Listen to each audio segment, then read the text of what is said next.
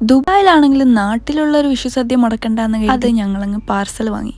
2 സദ്യയാണ് പാർസൽ മേടിച്ചത്. ഒരെണ്ണത്തിന് 40 ദിർഹം. ഇവിടെ അടുത്തുള്ള റാവീസ് ഹോട്ടലിൽ നിന്നാണ് ഞങ്ങൾ പാർസൽ വാങ്ങിയത്. അടിപൊളിയായിരുന്നു. അവരുടെ പാക്കിംഗ് ഒക്കെ നല്ല ബോക്സിലൊക്കെ വെച്ച് നല്ല അടിപൊളിയാക്കി തന്നിട്ടുണ്ടായിരുന്നു. പിന്നെ 2 ഇല ഉണ്ടായിരുന്നു. കവറിംഗ് ഒക്കെ അടിപൊളിയാണ്. ഞാനതൊന്ന് ഓപ്പൺ ചെയ്യുവാണ്.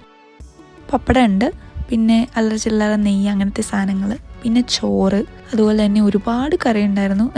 എത്രയാണെന്നൊന്നും എനിക്ക് പറയാൻ പറ്റുന്നില്ല, കാരണം കഴിച്ചാലും കുറച്ച് കഴിച്ചപ്പോൾ തന്നെ വയറ് ഫുള്ളായി. എന്നാലും ഒരുപാടുണ്ടായിരുന്നു. എല്ലാം ഞാൻ ഡീറ്റെയിൽ ആയിട്ട് പറയുന്നില്ല, കാരണം പകുതി കറിയുടെ പേരൊന്നും എനിക്കറിയില്ല. അതാണ് സത്യാവസ്ഥ. എന്തായാലും നമുക്കിതൊന്ന് വിളമ്പാം. ആദ്യം തന്നെ സദ്യയിലെ മെയിൻ ആള് ഇല, ഉപ്പ്, പഴം, ഉപ്പേരി, കൊണ്ടാട്ടം, അച്ചാറ്, ഇഞ്ചിക്കറി.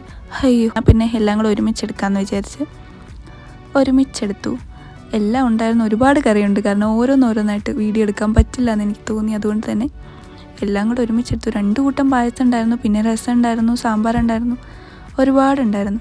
അടിപൊളിയാണ്. കറിയെല്ലാം സൂപ്പറായിരുന്നു, എനിക്കിഷ്ടപ്പെട്ടു. പിന്നെ കഴിക്കുമ്പോൾ തന്നെ അറിയാലോ, പെട്ടെന്ന് നമ്മൾ കറി കൂടുതൽ കഴിക്കേണ്ട അവസ്ഥയായിരുന്നു, കാരണം ഒരുപാട് കറി ഉണ്ടായിരുന്നു. ചോറ് കുറച്ചും കറി കൂടുതൽ. അതാണ് നമ്മൾ കഴിക്കേണ്ട ഏറ്റവും നല്ലൊരു ഓർഡർ എന്ന് പറയുന്നത്. എന്തായാലും സംഭവം അടിപൊളിയായിരുന്നു. ഞങ്ങൾക്ക് ഇഷ്ടമായി. ഞങ്ങൾ വയറ് നിറയെ കഴിച്ചു. അപ്പോൾ ഹാപ്പി വിഷു.